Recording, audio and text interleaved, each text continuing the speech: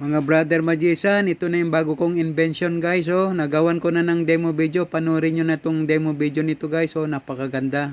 Ayan oh, ito ha. Ayan na yung demo video. Thank you for watching. Thank you. Mga brother magician, ito yung demo video ng liquid suspension. Ayan, pinapakita ko sa inyo ang tube cylinder ha, malinaw, walang laman, okay? At kinuha ko yung clear na glass, guys. Oh, yan ha, ayan, pinakita ko yung tube, nilagay ko yung baso, clear na glass, okay? At kinuha ko yung red wine or red juice. Ibubuhos nyo sa gitna ng baso, guys, sa tube, ayan. Ayan, okay, tinaktak pa. Ayan ang tinatawag na liquid suspension. Ayan yung takip, guys, walang laman, clear, yan. Ayan na, ayan, kinumpasan. Ayan, kinumpasan at kinuha ang kanyang magic wand. Umiilaw pa oh. Umiilaw pa yung magic wand niya. Ayan ang tinatawag na liquid suspension guys. At tinanggal yung takip. Okay, at kinuha yung scarf or silk. Ayan, nilagay sa gitna. Okay, yan pagmasdan natin at kinuha ang kanyang magic wand. Okay, at umiilaw pa. Ayan guys, tinusok sa gitna. Paano nangyari yun? Paano nangyari yun? Ayan oh, guys oh, ayan ang tinatawag na liquid suspension guys. Ayan, ayan ang ganda yan guys. So, tatlo yung effect niyan guys ha. Ayan ang tinatawag na liquid suspension. Ayan oh, kitang-kita nyo nasa gitna, kinuha niya yung mga liquid, binuhos niya, ayan, sinasalok niya. Ayan, at tinanggal sa ilalim ang silk. Ayan guys oh. Ayan ang tinatawag na, at anong kinuha niya?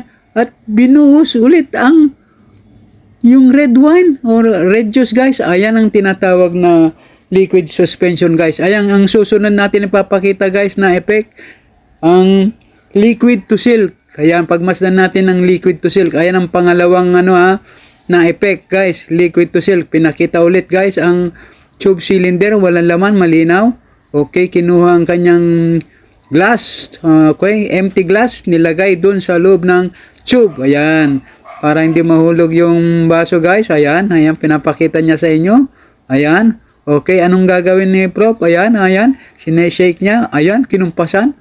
At kinuhang red wine or red juice. Pwede kayong gumamit guys. Ayan, binuhos sa gitna ng baso guys. Oh, ayan ang tinatawag na liquid to silk. Ayan, ang liquid magiging silk. Ang ibig sabihin niya, ayan, kinumpas-kumpasan niya at kinuha yung ulit ang magic wand. Ayan ang pangalawang effect yan guys ha. Liquid to silk yan guys. Ayan. Okay, kinuhang takip guys. Ayan, wala laman. Okay, ayan ha, malinaw. Nilagay sa gitna. Okay, ayan. At kinuha ulit, inagis ang takip. Okay. Ayan, at sinake niya ulit guys. Ayan. At kinuha yung magic wand. Ayan ang magic wand. Ayan, ayan guys. Oh, ayan.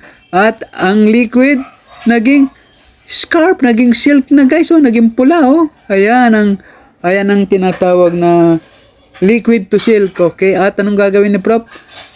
Okay, oh, tinawag niya. Ayan, nawala na yung guys, nawala na yung red wine guys.